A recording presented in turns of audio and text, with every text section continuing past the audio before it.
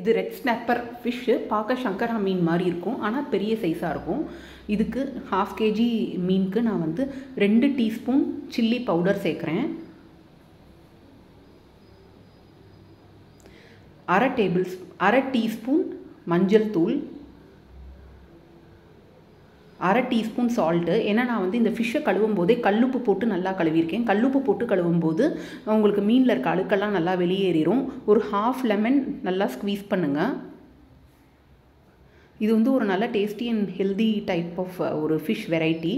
இதில் நீங்கள் குழம்பும் வைக்கலாம், இந்த மாதிரி ஃப்ரையும் பண்ணலாம். 1 டீஸ்பூன் ஜிஞ்சர் கார்லிக் பேஸ்ட், சோம்பு பவுடர் 1 டீஸ்பூன். இதெல்லாம் நல்லா கைவிட்டு அகலமாக கைவிட்டு கிண்டி நல்லா மிக்ஸ் பண்ணி வச்சுக்கோங்க. அப்போ தான் நம்ம போட்டிருக்க மசாலா பவுடர் எல்லா பீசஸ்லேயும் ஈக்குவலாக மேரினேட் ஆகும். இது அட்லீஸ்ட் மினிமம் 2 hours நீங்கள் ரெஸ்ட் பண்ணிவிட்டு அதுக்கப்புறம் நீங்கள் ஷாலோ ஃப்ரை பண்ணுங்கள்.